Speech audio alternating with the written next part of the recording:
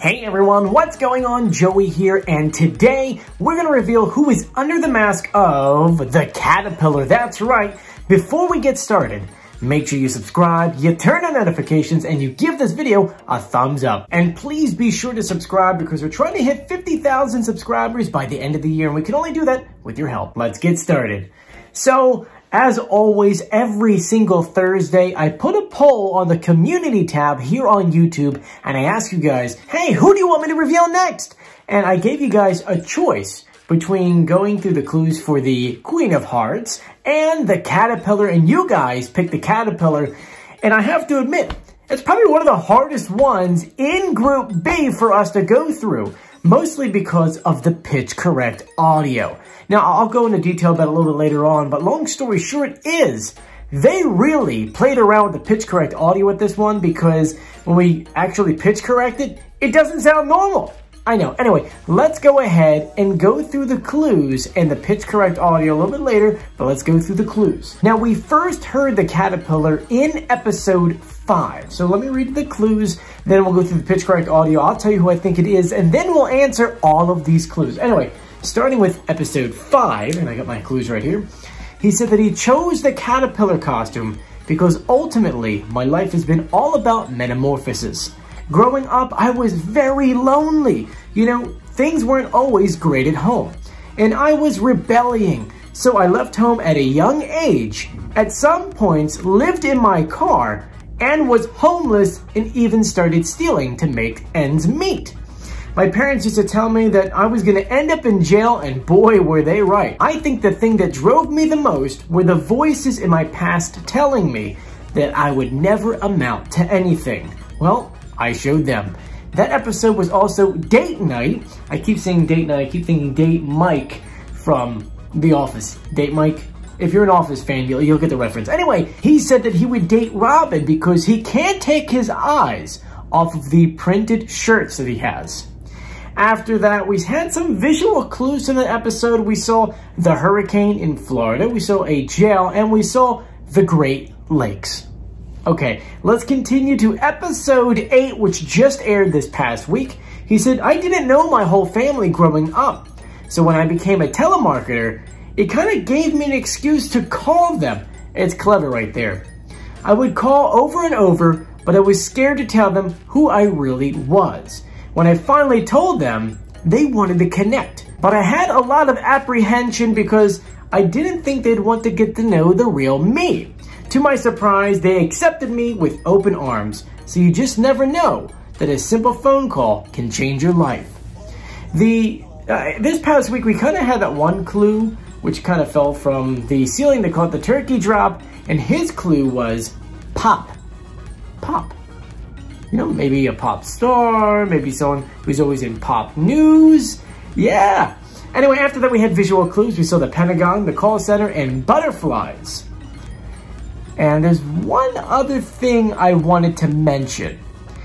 If you go back to the preseason episode, there was one clue that Nick Cannon gave us, and it was that this person knew Taylor Swift.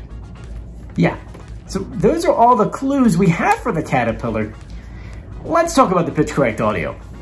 As you know, every single week we take the audio from the clue packages, we slow them down, we pitch correct them, so that way you guys can hear the real celebrity voice. But Fox changed it on us. And I think they did this for a reason. So normally they would just take the audio, because it's a regular voiceover like this.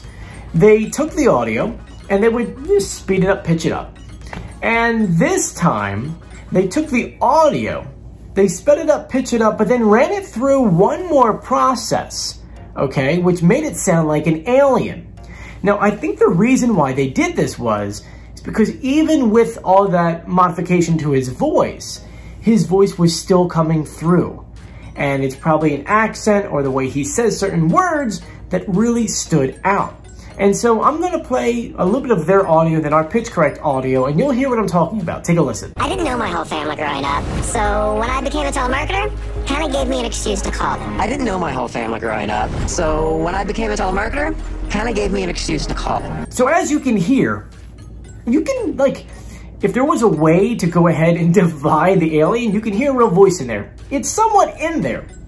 So bottom line is, that's what kind of makes this reveal a little bit different for us, because we so much rely on that pitch correct audio. And so when we don't have it, oh, I know, it's a little bit harder. But we can reveal who's under this mask because of the clues. And it is Bobby Burke. Now, since we can't go ahead and compare the pitch correct audio, I was thinking, why don't we do the singing? But the thing is, he hasn't done much singing outside of a couple, like, I think he did a bunch of Christian bands all the way back then, but I have no audio of that. He's done some things with Elle magazine, so we'll try to compare that. You might have been hurt, babe. Clouds will give way. All right, so that sounds like it matches. Now let's go through the clues, starting off with knowing Taylor Swift. Taylor Swift and him, they kind of go back, because if you go back to the music video for her song called You Need to Calm Down, he's in it. So Taylor Swift does know him. In episode 5, he talked about growing up lonely and that things were never good at home.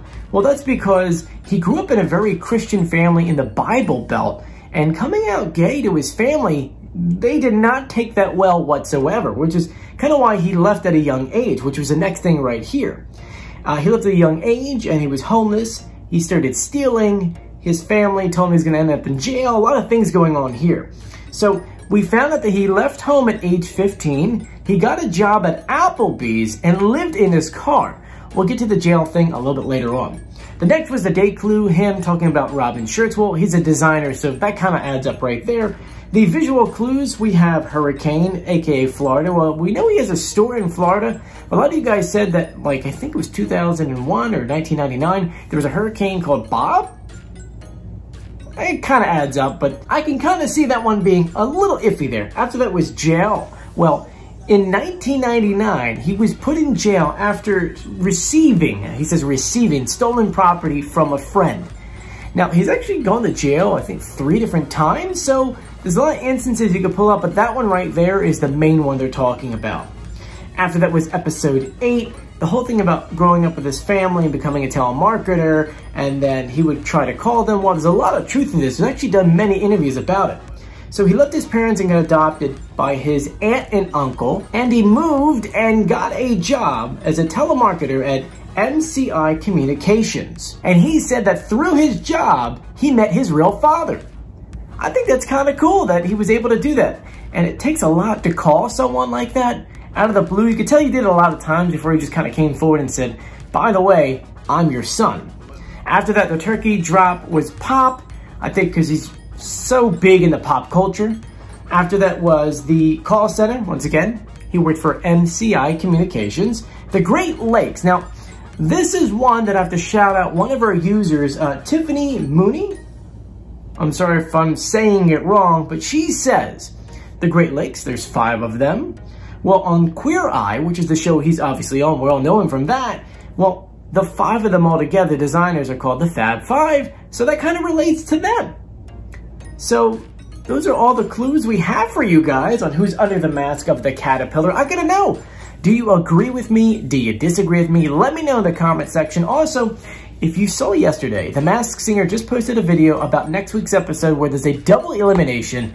Who do you think are going home, and who do you think are under the masks? Anyway, thank you so much for joining me. If you haven't done so yet, please subscribe, turn on notifications, and give this video a thumbs up. As always, I'm Joey. Stay safe, everyone. I'll see you later. Bye.